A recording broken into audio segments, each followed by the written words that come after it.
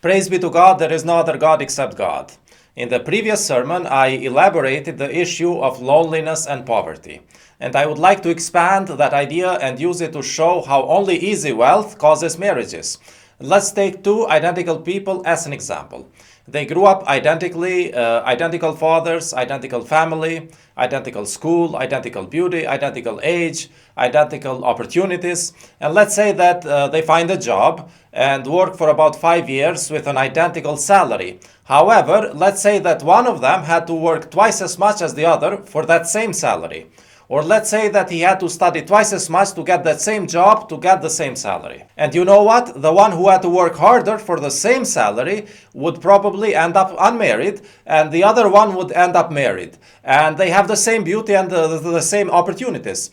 This is because the guy who had to work harder for the same wealth made twice as much efforts to avoid poverty. And in the previous sermon, we learned that when you make extra efforts to avoid poverty, it causes loneliness. So as you can see, everything is correlated with everything else in this world. And the extra efforts to avoid poverty are caused by the lesser blessings from God, which are because of the lesser belief of the parents. So if you are concerned about your children, that they might remain unmarried, it is not going to help if you tell them to get married. The only thing which helps is giving them some easy wealth when the appropriate time for marriage comes. And this has been proven even with experiments in animals. They have done studies with flies and bees. You give them some easy food and they will multiply. Make them work harder for their food and they will not multiply as much. Scientists have done experiments about this, and this is how this world works. And there are also examples from the Quran. We have the example of Joseph, who had to work hard for his wealth.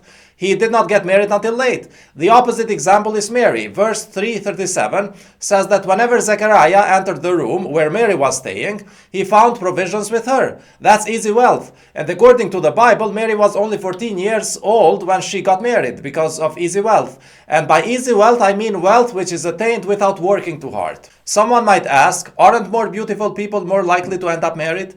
Well, yes, but not because of their beauty. There are many beautiful people who are not married, and there are many not so beautiful people who are married. The correlation is between beauty and marriage is more indirect. Because of the unfair societies, the more beautiful people get more access to easy wealth, because people are ready to give them preferential treatment when applying for a job, in a restaurant, for example, or things like that, which means earlier and easier wealth. And then easier wealth is correlated with marriage. And this is indicated in verse 24 to 33, which says that when you want your servants to get married, give them some wealth. And actually only easy wealth works. Wealth which is attained through very hard work is not going to cause marriages. It will actually cause loneliness. This is why I think it is rude to laugh at the scientists and people with hard professions by saying that they don't know what social life is. They are not dumb. They are only having to work harder to achieve the same results as other people. And let me explain another issue before I come back to this. On average, life has been equally as hard for all generations across time. Life was as hard 2,000 years ago as it is now, as it will be 200 years later. This is true regardless of what biased people think. Some old conservative people might think that life was easier in the past, and some misinformed liberal people might think that life was harder in the past. But the reality is that life has always been equally hard on average. The only difference is that the blessings have been reduced. There are less blessings for each following generation because of the additional sins of the parents. And because there are less blessings, if we want to achieve the same results as our parents, we will have to work harder. But each generation works equally hard, because I said life is equally hard, which means that we are meant to have less blessings or achieve the same blessings later. So if our parents had a house by the age of 30, if we want to have a house with equal work, we will have to wait until 50 to achieve the same house. And the only way to achieve the same house by the age of 30 is to work twice as hard, which in the Western cultures has been solved by requiring women to work as well. So we have to work twice as hard to achieve the same results. And we already concluded that easy wealth causes marriages, which means that the later generations can only achieve the same results as their parents if they are married later, or remain unmarried, or somehow end up divorced. Let me explain this in a more ironic but true way. You might have heard the expression of the old people who said that easy earnings lead to easy spending because you don't value money as much. And a very good way to spend your money easily is in a marriage. So easy money causes easy spending, and easy money also causes marriages. So marriages are correlated to spending, and spending is correlated to marriages. Someone might get the wrong ideas from what I'm saying here. They might think, so in order to get married, I should work less and study less hard. Well, that will cause poverty. And true poverty is often worse than remaining unmarried. Many people in poor countries regret getting married when they realize that they cannot provide sufficiently for their children. I would assume that it is a worse feeling, not being to be able to provide for your child.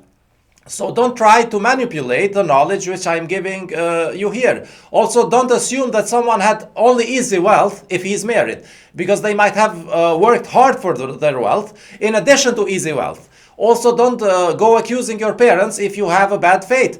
If they want to know, you can tell them, but don't accuse them. Being a submitter means accepting your fate. Submission literally means being okay with your fate. And verse 31:22 says that we should submit completely to God, which means that we should be 100% satisfied with our fate, whatever it is, and regardless whose fault it is. Verse 57:23 says that we should not grieve over anything we miss, and nor be proud of anything which God has bestowed upon us. Also, don't go stealing. That is easy wealth, but it will lead to a marriage which you will regret for the rest of your life. Marrying the wrong person ruins half of your life. The negative experiences which you get from it far outweigh the positive ones. And just like the last sermon, this sermon is also one of those sermons where I'm only telling you how things work, but I'm not telling you what to do. Our fates are predetermined and we cannot change them. But there are correlations between things within those fates, because God is not unfair. If God predetermined our fates randomly, that would be unfair for some people. The only way that it is fair is if there is a previous reason for it. Let's assume, for example, that your material fate is worse than someone else's. That means that the other person was blessed more materially, which is a result of their parents' belief. But you will be compensated in other ways, since every time you made a mistake against your parents, you will be forgiven, because your parents did not deserve a good child, if that is the case.